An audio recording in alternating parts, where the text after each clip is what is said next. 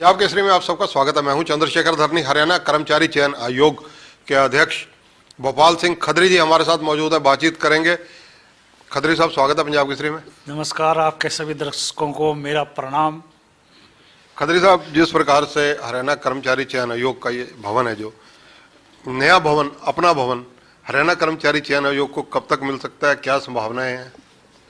धरनी जी, आपने हमारे जो दुख तिरग है ना, उस पर हाथ रख दिया। हमारे पास स्टाफ जितना है, लगभग अभी 300 लोग स्टाफ है और यहाँ पर बैठने की भी पूरी व्यवस्था नहीं है। हमने कई बार सरकार से मांग की है कि हमारा एक इंडिविजुअल भवन होना चाहिए और सरकार ने हमारी मांग को स्वीकार कर लिया है। और जो हुड्डा के प्रशासनिक अधिकारी हैं और यहाँ के डीसी हैं पंचकूला के, उनको जगह निश्चित करने के लिए कहा था कि एक कोई जगह भूखंड देखें। तो शायद उन्होंने आईटी पार्क के पास सेक्टर 23 पंचकूला में 1 एकड़ ज़मीन जो है वो हमारे लिए चिन्हित की है। अभी तो वो कह रहे हैं कि एचएसएससी का ऑफिस वहाँ बनाएंगे।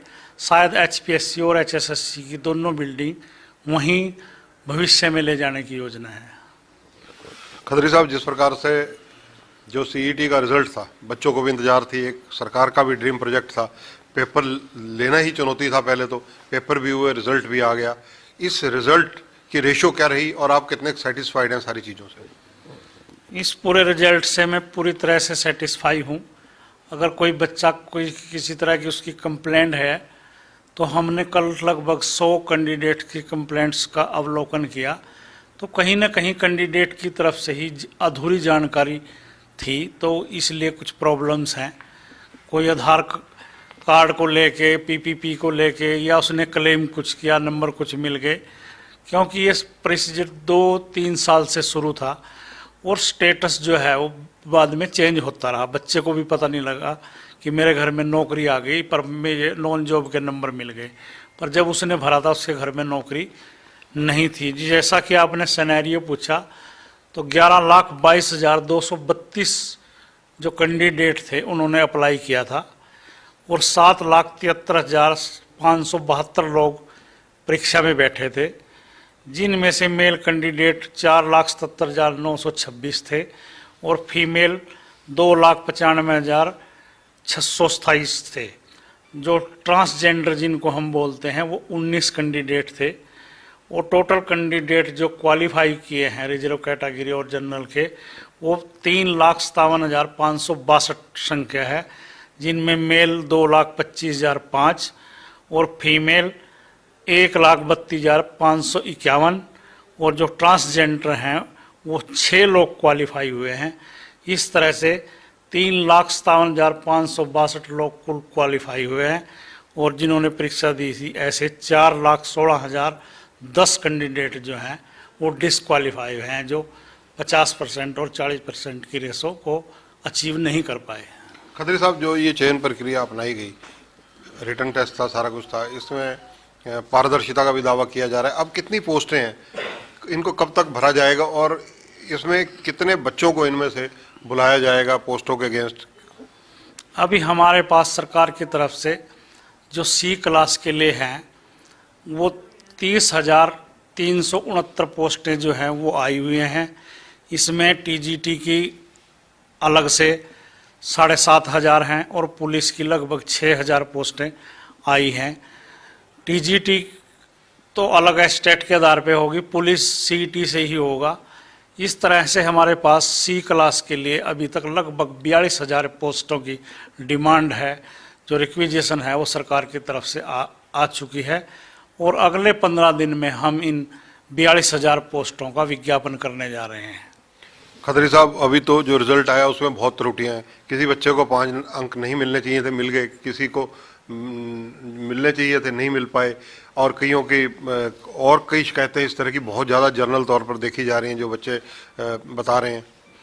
कल ही हमने एक नोटिस निकाला है अपनी वेबसाइट पे और हमने बच्चों को कहा है कि 15 दिन का टाइम दिया है कि अगर कोई आपको त्रुटि लगती है तो आप उसको सुधार सकते हैं। हम अपने लेवल पे उसको सुधारेंगे और हमने बच्चों को 15 दिन का टाइम दिया है। त्रुटियां कुछ बच्चों को क्लेम के आधार पे हैं, क्योंकि प्रोसीजर 2-3 साल से चल रहा है तो स्टेटस चेंज हो रहा है। और कुछ पीपीपी से हमने अपने नोटिस में ही कहा था कि हम सारी चीज़ें आपकी पीपी से वेरीफाई करेंगे। तो जैसे किसी बच्चे ने क्लेम किया कि मेरे घर में नौकरी नहीं है और उसके घर में नौकरी वाकई नहीं है, तो हमने तो एक सरकार की तरफ से जो नोटिफिकेशन है कि जो नॉन जॉब के नंबर हैं वो केवल उन लोगों को मिलेंगे जिनकी वार्षिक आय 1,80,000 रुपये से कम है। तो बच्चे ने तो क्लेम कर दिया कि मेरे घर में नौकरी नहीं है, मगर एक सरकार की तरफ से कैप भी तो लगा हुआ है ना कि नॉन जॉब के नंबर सिर्फ उसको मिलेंगे जिसकी वार्षिक इनकम 1,80,000 से कम है। कोई बच्चा है, उसने कहा कि मेरे घर में तो नौकरी है, फिर भी आपने मेरे को 5 नंबर दे दिए। जब उसने फार्म भरा था उस टाइम उसके घर में शायद नौकरी नहीं थी और उसने क्लेम किया और उस क्लेम को हमने एज इट इज मान लिया। अब सारी चीज़ें वेरिफिकेशन पे जा रही हैं, जिसकी कोई त्रुटि है उसको हम ठीक करेंगे, चाहे हमारे लेवल पे होगी चाहे कैंडिडेट के लेवल पे। खत्री साहब, मैं आपकी बात से इससे सहमत नहीं हूँ कि बच्चे ने जब फार्म भरा, मैं आपको एक एग्जांपल देता हूँ। एक सगे भाई बहन है, उन्होंने भरा, बहन को तो 5 नंबर नहीं मिले, भाई के 5 नंबर जोड़ दिए गए, जबकि उस परिवार में सरकारी नौकरी है। तो ये त्रुटि तो कहीं ना कहीं आपके ऑफिस के एंड पे भी रही है या एजेंसी जो इन्वॉल्व है उसके एंड पे भी रही है। हो सकता है वो कहीं पीपीपी के लेवल पे भी हो, पीपीपी में अपडेट ना हो ये चीज़, और हमने सिर्फ पीपीपी को ही आधार मानना है, वहाँ शायद अपडेट ना हो। पीपीपी में भी ये चीज़ ऐड है। ये पर्टिकुलर केस को मैं जानता हूँ, इसलिए मैंने आपसे बताना चाहता हूँ कि आपके कहीं ना कहीं त्रुटियां आपके विभागीय भी। अगर आप हमारे पास जो उसने एप्लीकेशन फॉर्म भरा और जो उसको अब स्कोर कार्ड मिला और पीपीपी, अगर ये तीनों चीज़ें लेके आप आ जाएं, हम दूध का दूध पानी का पानी कर देंगे कि किस लेवल पे त्रुटि है। ऐसा नहीं है, कहीं ना कहीं तीनों स्टेजों पे कहीं ना कहीं एक स्टेज पे त्रुटि है, इसलिए ऐसा हुआ है, वरना नहीं होता ऐसा। खत्री साहब, सीईटी को क्वालिफाइंग बनाने के लिए क्या विचार चल रहा है? क्या सरकार को कोई लेटर लिखी है आपने? नहीं, हम सरकार के नियमों को फॉलो करते हैं और जो सीईटी का ड्राफ्ट है वो सरकार ने तैयार किया है, मंत्रिमंडल में पास हुआ है। इसमें किसी तरह का जो बदलाव है, करना नहीं करना, ये सरकार के लेवल पे है। अभी तक तो जो सरकार की हमारे पास इंस्ट्रक्शंस हैं हम तो फॉलो करने के लिए बाध्य हैं एक तरह से उसको। सीईटी को लेकर मामला हाई कोर्ट में भी है, पिछले डेट पर जो है बताया जा रहा है, सुना है, कितना अथेंटिक है ये तो आप कंफर्म करेंगे कि आपके तरफ से या सरकार की तरफ से कोई व्यक्ति पेश नहीं हुआ, अधिवक्ता पेश नहीं हुआ।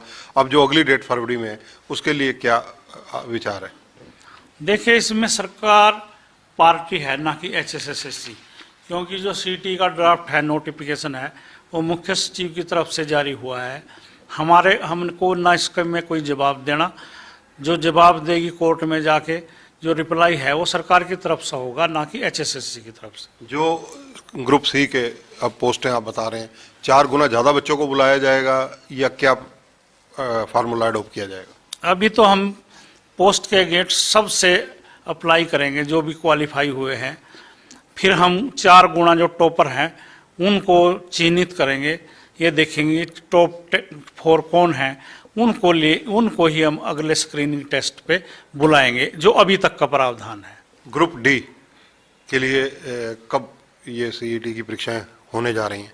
ग्रुप डी की जो एनटीए से हमारी बात हुई है और सरकार की बात हुई है, उन्होंने 4, 5 और 10, 11 मार्च अभी निश्चित की है। रिटर्न में अभी कुछ नहीं आया, वर्बली बात हुई है, तो वो 4, 5 मार्च और 10, 11 मार्च अभी निश्चित हुई है। सीईटी की भविष्य में जो परीक्षाएं ग्रुप सी के लिए होंगी उसके लिए कितना गैप रखा जाएगा, कब तक दोबारा हो सकती हैं, क्या संभावनाएं हैं, क्योंकि ये यूथ जानना चाहता है। मार्च में हम जो सीईटी की परीक्षाएं हैं, जो टेस्ट के पोस्ट के गेस्ट है, वो मार्च में शुरू करने जा रहे हैं।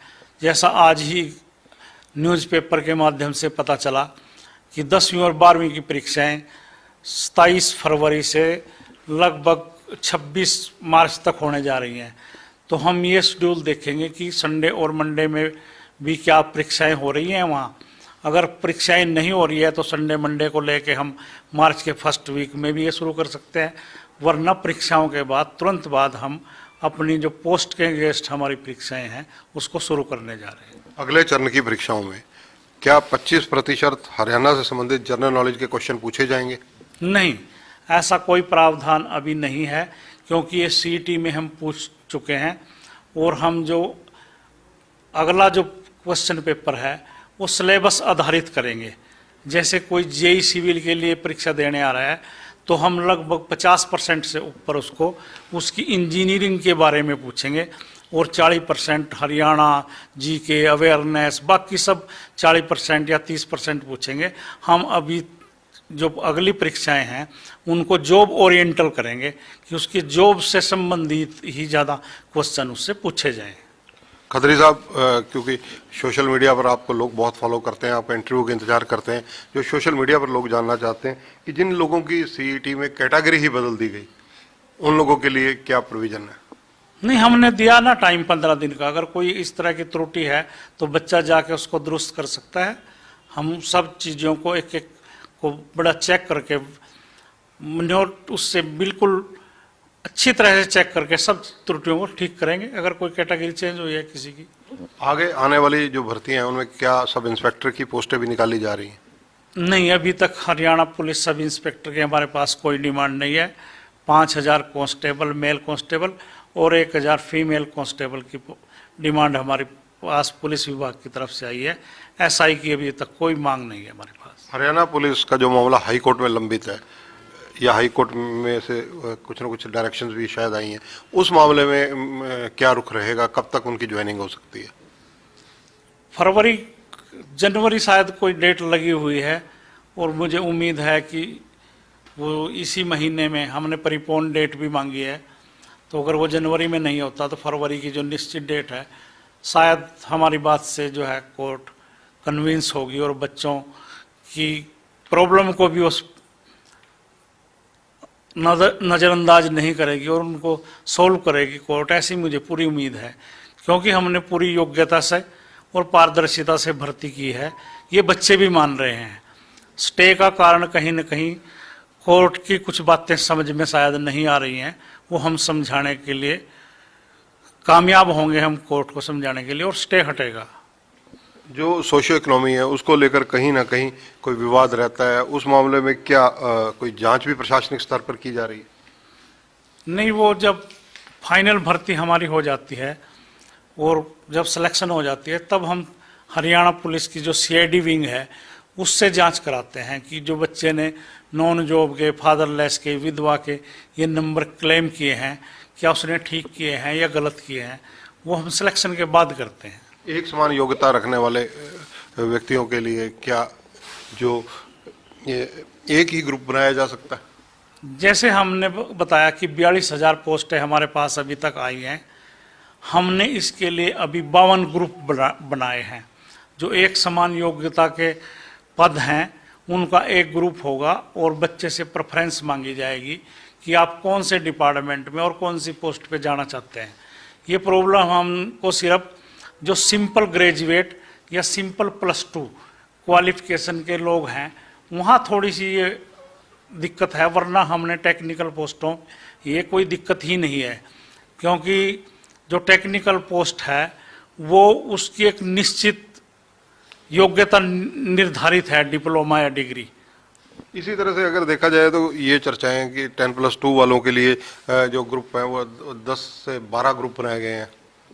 हाँ, इस तरह के बनाए हैं कि अगर किसी का +2 में साइंस जरूरी है या कॉमर्स जरूरी है या उसको मेडिकल नॉन मेडिकल जरूरी है तो इस तरह के ग्रुप बनाए हैं।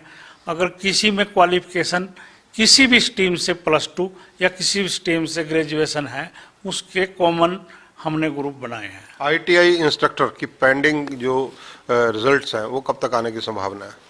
इस पे हम आज से ही काम शुरू करने जा रहे हैं और ये जो रिजल्ट डिले हुए हैं इसका कारण ये था कि जो हमारे प्रोग्रामर या ऑपरेटर थे, कंप्यूटर ऑपरेटर, वो पिछले कई दिन से, लगभग 10 दिन से एनटीए के ऑफिस दिल्ली में व्यस्त थे और हम इस पे जो हमारी 12-13 कैटेगरी 12/19 जो आईटीआई की है उस पे आज से ही हम प्रोसेस शुरू करने जा रहे हैं। अगर मैं एक और सवाल लेना चाहूँ कि वन टाइम रजिस्ट्रेशन टोटल कितने लोगों ने कराई थी, अगर आपको आंकड़ा याद हो?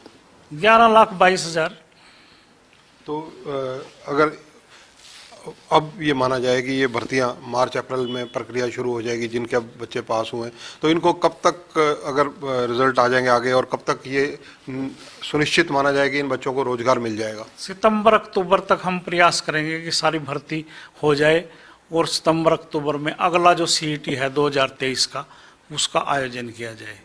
खत्री साहब, बड़ा सीधा सवाल लेना चाहूँगा कि हरियाणा कर्मचारी चयन आयोग कहीं ना कहीं उंगली उठती रहती है कार्य प्रणाली को लेकिन देखा है कि आप का मोबाइल नंबर स्टूडेंट्स के पास भी है। स्टूडेंट अगर कोई अभ्यर्थी जिनको कहा जाए वो कोई दिक्कत होती है वो कॉल भी करते हैं। ऐसी कुछ कॉल्स मैंने अभी देखी भी, आप बात कर रहे थे कि स्टूडेंट्स को आप किस तरह इंश्योर करना चाहेंगे कि उनके साथ कोई यहाँ जाति नहीं होगी, खिलवाड़ नहीं होगा?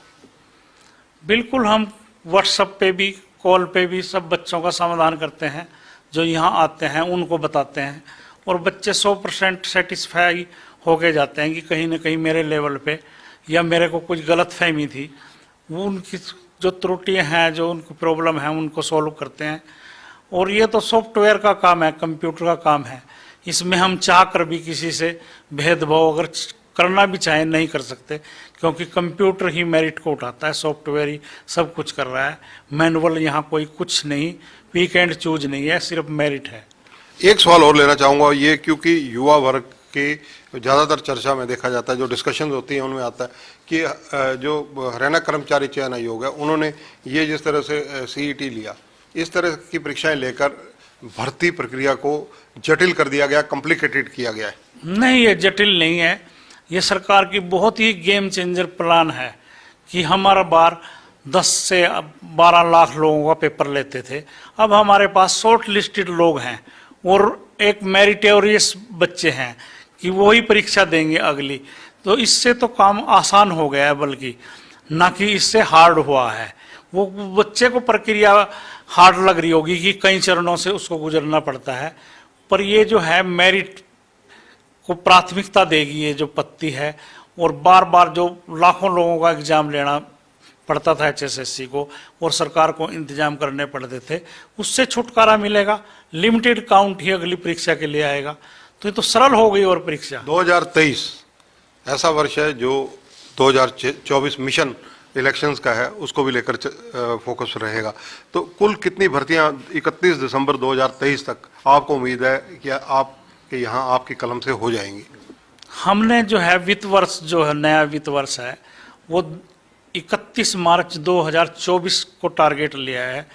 और हमारे आयोग का पूरा प्रयास है और सरकार के सहायता से कि लगभग एचएसएससी जो है, हमारा जो कमीशन है, वो 65,000 दो प्रदेश के युवा हैं, उनको 65,000 लोगों को नौकरी देने का काम करेगा विभिन्न पोस्टों पे। हमारा टारगेट 31 मार्च 2024 है, ना कि 31 दिसंबर 2023। धन्यवाद। तो ये है भोपाल सिंह